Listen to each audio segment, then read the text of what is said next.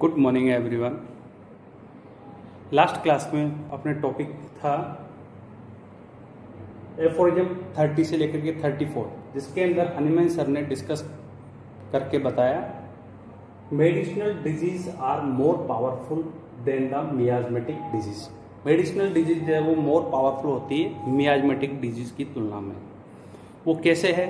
इसके 4 रीजंस हैं। First reason है मेडिसिन एक्ट ऑल टाइम।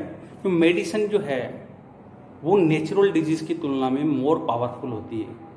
इसकी 4 रीजन है। फर्स्ट जो है मेडिसिन जो है वो एक्ट करती है ऑल टाइम। मेडिसिन फर्स्ट है medicine act all time. Medicine अगर अपन एक बार किसी पेशेंट को अगर मेडिसिन देते हैं तो वो 24 आवर्स जो है उसके अंदर वर्क करती रहती है कंटिन्यू। ठीक है, इसलिए से मेडिसिन जो है मोर पावरफुल है। सेकेंड रीजन है dose and potency.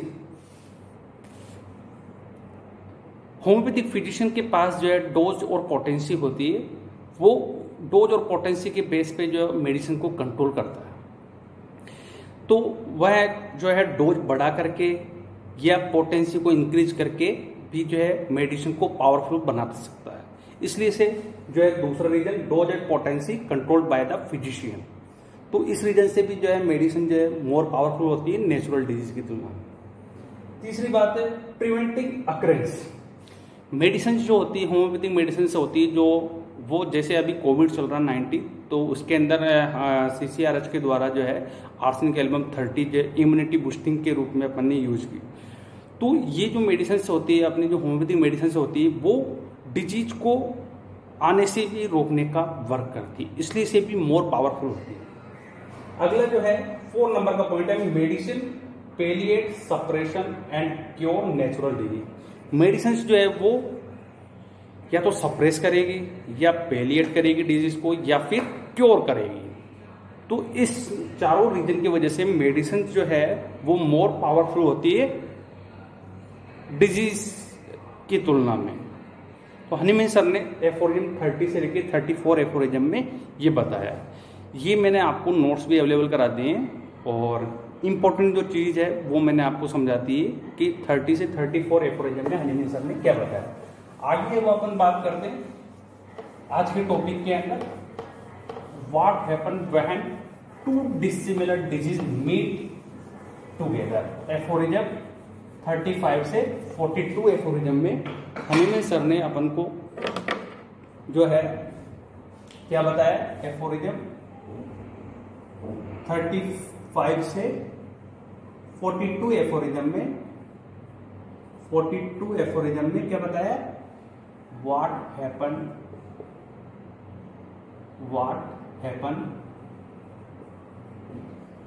When 2 dissimilar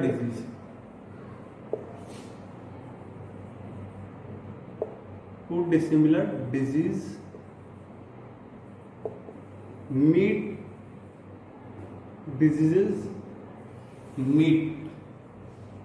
together। तो एफोरिज्म 35 से लेकर के 42 एफोरिज्म में बताया कि जब 2 डिजीज जो है वो एक ही पर्सन के अंदर मिलती है तब क्या कंडीशन आती है, क्या पॉसिबिलिटीज बनती है।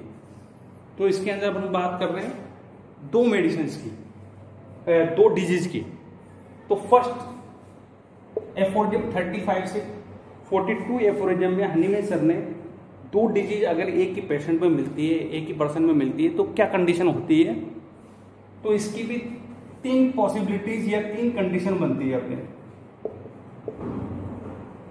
फर्स्ट कंडीशन की अपन बात करें तो ओल्ड डिजीज जो है वो ओल्ड डिजीज यानी पुराने डिजीज अगर किसी पेशेंट में है और वो क्या है स्ट्रोंगर है, ठीक है, तो न्यू डिजीज अगर इसमें आती है और न्यू डिजीज क्या है वीकर है, तब क्या कंडीशन बनेगी। यानी फर्स्ट जो डिजीज है पहले जो पेशेंट में जो डिजीज थी ओल्ड वाली वो स्ट्रोंगर है और नई डिजीज और उसके अंदर आ रही है वो वीकर है। तो इस कंडीशन में क्या होगा, यानी 2 डिजीज मिल रही है ओल्ड वाली और न्यू वाली, लेकिन ओल्ड वाली स्ट्रोंगर है और न्यू वाली वीकर है, तो इस कंडीशन में क्या होगा, रिपल्सन, रिपल्सन होगा, यानी रिपेल्ड होगा। यानी ये वाली जो स्ट्रोंगर वाली डिजीज है वो वीकर को क्या कर देगी, रिपेल कर देगी, यानी इसके सिम्टम्स जो है पेशेंट के अंदर आएंगे ही नहीं। समझ में आया आपको बात? जैसे एफोरिज्म 26 के अंदर थेरापेटिक लॉ ऑफ नेचर में क्या बताया हनुमान सर ने, a weaker dynamic affection is permanently extinguished by stronger one. तो यहां भी यही हो रहा है, ए वीकर डायनेमिक अफेक्शन, ये एक वीकर है, a weaker dynamic affection is permanently extinguished by stronger one. पहले से स्ट्रोंगर पर्सन बैठा हुआ है उसके अंदर, तो जो है फिर क्या होगा, वीकर जो है उसका क्या होगा, प्रभाव नहीं दिखाई देगा। समझ में आई आपको बात? अब सेकंड अपन पॉसिबिलिटीज की बात करते हैं, इसमें तो इस कंडीशन में रिपेल होगा या रिपल्सन होगा, राइट। अब अपन बात करते हैं सेकंड कंडीशन की। सेकंड कंडीशन में क्या होगा,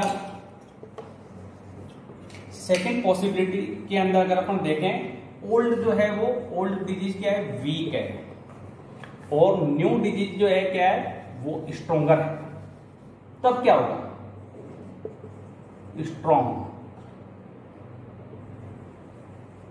स्ट्रॉन्ग है।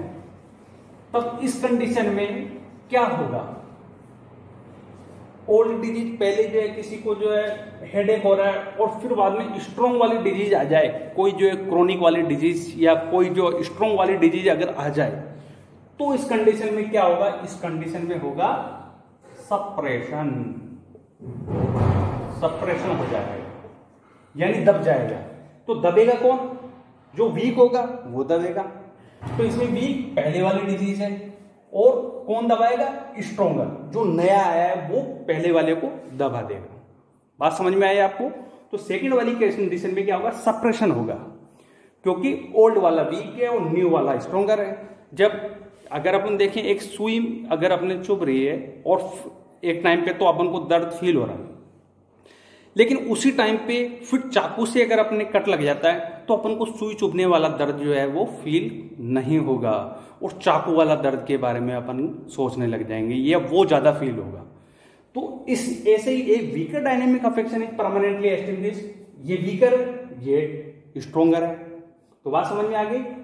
अब अपन थर्ड वाली कंडीशन की अपन बात करते हैं कि जिसके अंदर दोनों ही इक्वल कंडीशन में आ जाए, दोनों ही डिजीज, एक पर्सन के अंदर दोनों ही डिजीज जो है वो इक्वल कंडीशन में हो, इक्वल स्ट्रेंथ की हो, तब क्या होगा, तो तब क्या होगा इसके अंदर, जब दोनों ही बराबर है, और दोनों बराबर है तो फिर क्या होगा, दोनों का ही पावर दिखेगा, और दोनों का पावर दिखेगा तो वो डबल या कॉम्प्लेक्स डिजीज बन जाएगी। कॉम्प्लेक्स होगा या नहीं,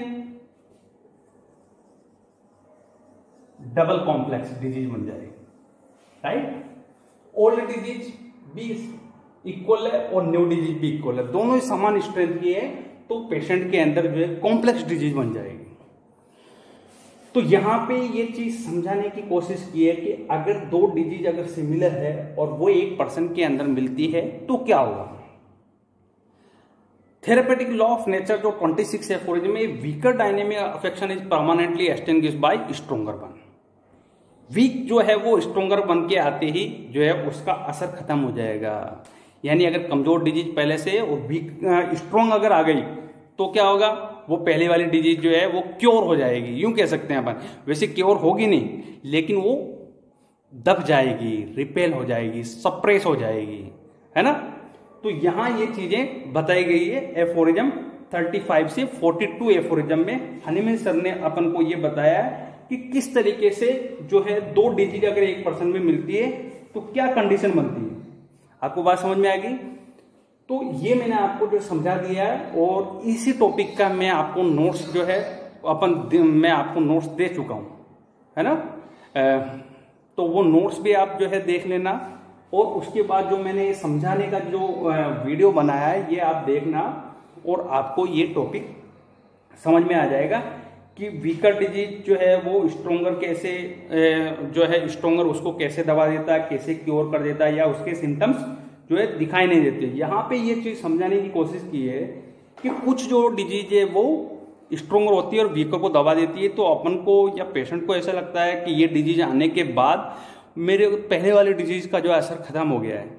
ये मैंने सब आपको 26 एफोरिज्म में बताया था एग्जांपल देकर के, moral aspect and disease aspect. और जैसे अगर अपन देखें तो एक इमोशन, अगर अपना पड़ोसी अगर उसकी डेथ हो जाती है तो अपन को थोड़ा दुख होता है, लेकिन अगर अपना कोई खास रिलेटिव जिससे अपन जो है रोज की रोज बात करते हैं, अगर उसकी डेथ होती है तो अपन को ज्यादा दुख होगा। तो पहले वाला जो नेबर वाला जो दुख है वो रिप्लेस हो जाएगा, वो दब जाएगा, और वो क्लोज रिलेटिव की जो डेथ होगी है वो वाला जो अपन को ज्यादा फील होगा। तो ऐसा इन चीजों में बताया गया, डिजीज में भी ऐसा ही होता है। तो ये बहुत अच्छा टॉपिक है, वेरी इंपॉर्टेंट टॉपिक है, इसके ऊपर क्वेश्चन आते हैं। तो तीनों कंडीशन से आपने समझ लिए और किस तरीके से इसमें क्या होगा ये मैंने आपको बता दिया। तो नेक्स्ट जो लेसन होगा उसके अंदर एफोरिज्म अपन 43 से लेकर के 46 एफोरिज्म के बारे में बताएंगे कि उसके अंदर क्या पॉसिबिलिटीज बनेगी, वो अपन आगे के लेसन में बताएंगे, आगे की वीडियो में बताएंगे। तब तक के लिए थैंक यू, और कोई समझ में नहीं आया हो तो आप मेरे से पूछ सकते हैं। Okay, thank you.